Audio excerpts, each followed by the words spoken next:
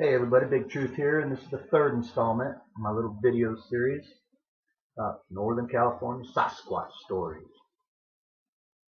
Today I'd like to tell you stories that I heard from a friend of mine named Krista, who's a full-blooded Native American, and she's got a lot of uncles, and it seems like her uncles have had a lot of experiences with Sasquatch.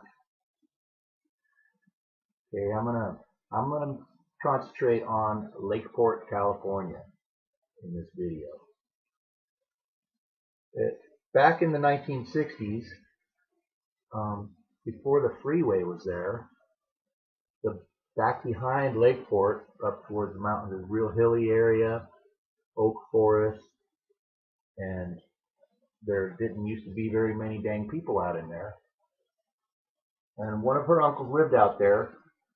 When he was about, 14, 15 years old, him and his buddy decided to sleep out in a little outbuilding they had.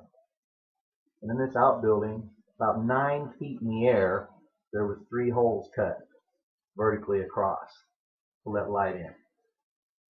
And it was just a little shed, basically. So these guys went out there and they had their rifles with them. They thought they might get a deer or something. You know how kids are. So they went out there, and it was an uneventful evening. They went to bed. But her uncle woke up in the middle of the night. Felt like something was wrong. Woke him up. And he looked up, and he said he saw a big, hairy beast bending over, looking in the holes that are 9 feet high, looking at him. He froze with fear, and he couldn't say anything. And finally, he nudged his buddy. His buddy woke up and said, "What? What?" And the creature disappeared. Now, a few years later, same uncle, he's 18 years old. They had a big dance at the school, and he and his girlfriend were at the house there alone, getting ready for this dance. And apparently there was a little creek out in the yard, and they had to park on the other side of the creek, and there was a little walking bridge to get over to the house. And it was a little distance, 20 yards, 30 yards out to the vehicles. So it was already dark, it was the middle of winter, and he walked out the front door to go start the vehicle so that they could leave and go to this dance. And when he walked out the door, he heard this scream in the woods. Scared the heck out of him. He turned around and walked back in the house. He said, "All right, well, I'm just going to wait a little bit, and then I'll go." So about 10 minutes later, he walked out again, and he heard it again, but this time it was on the house side of the creek.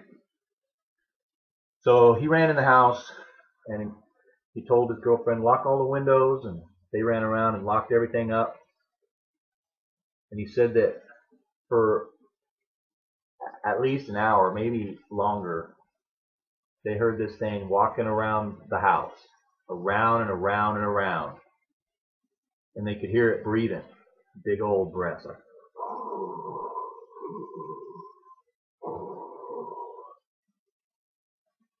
And they were definitely scared to death. So once the dance ended, their friends came over to find out how come they didn't show up to dance. This is back before cell phones. I didn't even think they had a phone there at the house. And they came over, and, of course, Krista's uncle told them what happened and everything. And they all sat around, drank some beers. They got up the next day, and they discovered big old footprints all the way around the house in the dust. And they also found some hairs. And anyway, that is the story of the Lakeport Sasquatch. And I will soon be coming back with another story from Krista concerning Covelo. And the Covelo story is the most spectacular Bigfoot story I've ever heard in my life. So Buckle up and stay tuned, folks. All right, Big Truth out.